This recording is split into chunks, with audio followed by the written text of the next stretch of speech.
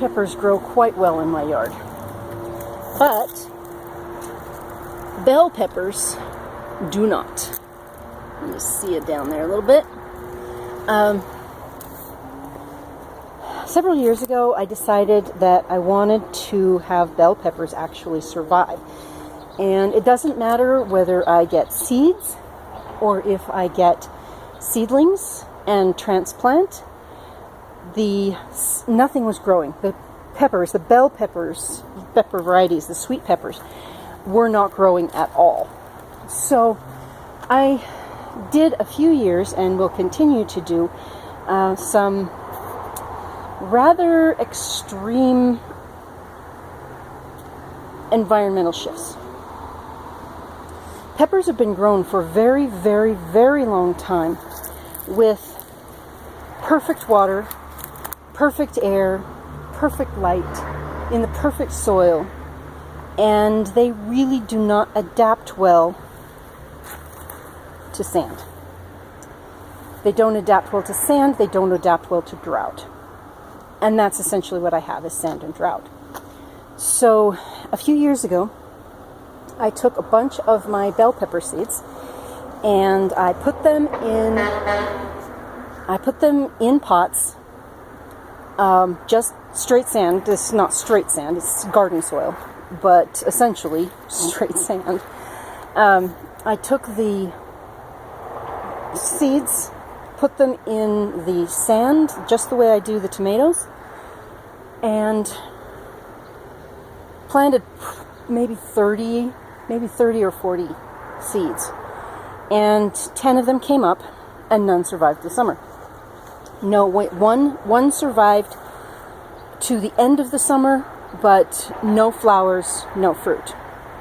So the next year, and I continued this process over several more years, and finally got one plant to survive to the winter, survive to the end of summer, and it gave me one immature sweet pepper.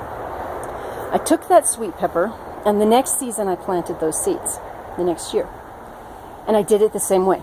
I planted it in bad soil, bad light, bad water, as in not much water, just, when I think about it, water. And I got, again, one plant. But that year, it gave me one mature pepper. So I took those seeds again. And last year, I got 5 peppers to survive that treatment. And 3 of them got mature peppers on them. So it's starting to adapt to this environment. So this year, I have 6 peppers in this weed patch right here. We have a variety. Okay, so we have one here that's just starting to put on fruit. We have one here that's got fruit down here at the base. This one's a little bit different because it had some problems earlier in the season, but it is finally starting to put on fruit as well. This one over here actually turned out to be a jalapeno, which is okay. I didn't expect that. But I'll keep the seeds and we'll work with it. Okay. This one has almost mature fruit on it, but it's getting sun scalded. So this one down here that's actually hidden, there's no sign of sun scalding, but it's starting to mature. And then this one has one pepper down at the bottom. It's got other peppers on it, but it has one pepper down at the bottom that's actually starting to mature and starting to develop seeds. So this is a several years process. And, oh, look, we've got more down here. Okay. Looks like that one might be almost ready to pick. So over a period of years, I have developed a series, or developed what you might call a variety, that is actually able to mature fruit in this environment, in this soil, with the water and the light that I give it, and still produce. Now it's still producing toward the end of the season, which is okay.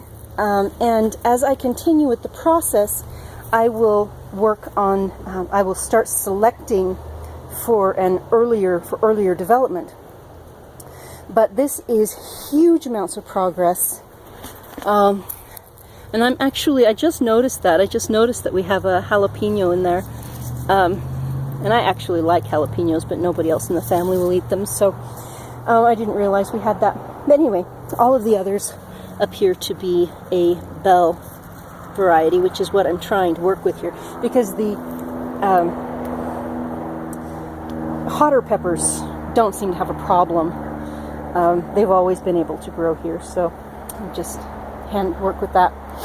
But next year I will expand this some more, and hopefully next year we'll be able to get a higher survival rate and a higher maturity rate and earlier maturity, so that we can start harvesting and using the peppers earlier in the season. I will talk with you later.